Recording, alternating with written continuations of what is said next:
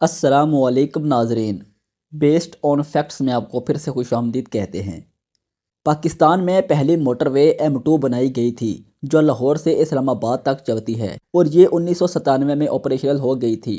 تب سے پاکستان میں موٹر ویز کی فہرست بڑھ کر 16 ہو گئی ہے۔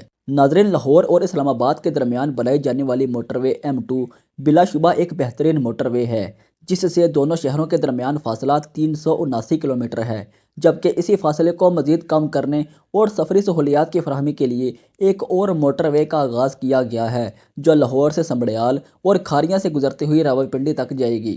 اس موٹر وے کا پہلا سیکشن لاہور سے سنبھریال تک 108 کلومیٹر کا ہے جو 2020 میں مکمل ہو گیا تھا اور ٹریفک کے لیے کھول دیا گیا تھا، جبکہ اسی موٹر وے کا دوسرا سیکشن سنبھریال سے کھاریاں تک 72 کلومیٹر اس وقت زیر تعمیر ہے، جبکہ اس موٹر وے کا تیسرا اور آخری سیکشن کھاریاں سے راولپنڈی تک 117 کلومیٹر مستقبل قریب میں شروع ہونے جا رہا ہے اور اس موٹر وے کو M13 کا نام دیا گیا ہے۔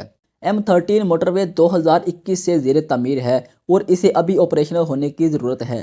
یہ موٹر وے سیکشن راولپنڈی کو کھاریاں سے جوڑے گا۔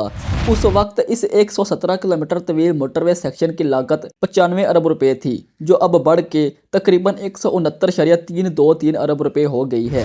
اس موٹر وے میں 8 انٹرچینجز، 2 سروس ایریاز اور 26 پل ہوں گے، جن میں ایک بڑا پل دریائے جہلم پر تعمیر ہوگا جس میں 1.3 کلومیٹر کی 2 جڑواں ٹیوب سرنگیں بھی ہوں گی اور دوسرا پل 0.6 کلومیٹر کا ہوگا جو بالترتیب دینا اور سہاوا کے درمیان سالٹ رینج کو عبور کرنے کے لیے تعمیر کیا جائے گا۔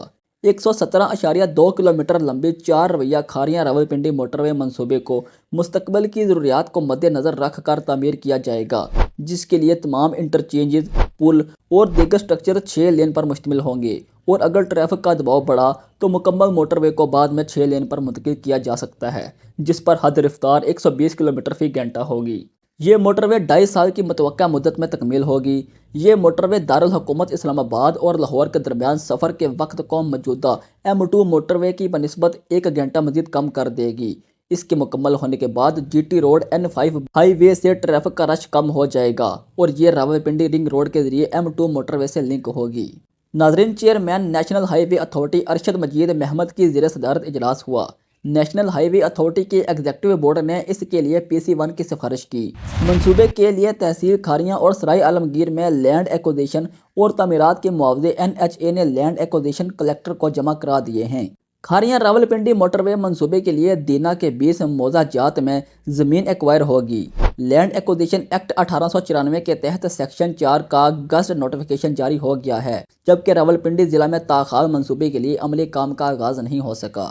بار بار اسسٹنٹ کمشنر صدر کی تبدیلی کے باعث لینڈ ایکوزیشن کا کام متاثر ہوا ہے۔ راولپنڈی کھاریاں موٹر وے منصوبہ میں گجر خان کی 22 اور راولپنڈی کے 10 گاؤں آ رہے ہیں جن میں منصوبہ کے لیے اراضی لی جائے گی۔ سیکشن 4 کا گزٹ نوٹیفیکیشن جاری ہو چکا ہے لیکن ایکوزیشن اگلا پروسیس رکا ہوا ہے۔ 117 کلومیٹر طویل کھاریاں راولپنڈی موٹر وے منصوبے میں تاخیر سے لاگت 95 ارب روپے سے بڑھ گئی اور یوں قومی خزانے کو 1 کھرب روپے نقصان کا خدشہ ہے۔ غیر ضروری قانونی پیچیدگیوں اور تاخیر سے منصوبہ کھٹائی میں پڑ گیا۔ ذرائع کے مطابق کھاریاں راولپنڈی موٹر وے کا منصوبہ BOT کی بنیاد پر جنوری 2021 میں شروع کیا گیا تھا اور پرائم انجینئرنگ نے اس کی فیزیبلٹی اسٹڈی جون 2021 میں مکمل کی۔ 15 اکتوبر کو اس کا ٹرانزیکشن سٹرکچر منظور کیا گیا جس کی توثیق P3A بورڈ نے کی اور منصوبے کو رسک مینجمنٹ یونٹ کو بھجوا دیا گیا تھا۔ ایکنک نے 31 جنوری 2022 کو 95 ارب 81 کروڑ روپے کی لاگت سے موٹر وے کی حتمی منظوری دی تھی۔ منصوبے کی بولیاں 9 جون 2022 کو موصول کی گئی۔ ٹیکنیکل بولیاں اسی روز کھولی گئی۔ منصوبے کی مالیاتی بولیاں 13 جولائی 2022 کو کھولی گئی۔ کامیاب بولی دہندہ کو 15 ستمبر 2022 کو لیٹر آف انٹینٹ جاری کیا گیا۔ کامیاب بولی دہندگان میں Frontier Works Organisation FWO، ZKB اور ٹیکنو میڈکان شامل تھیں۔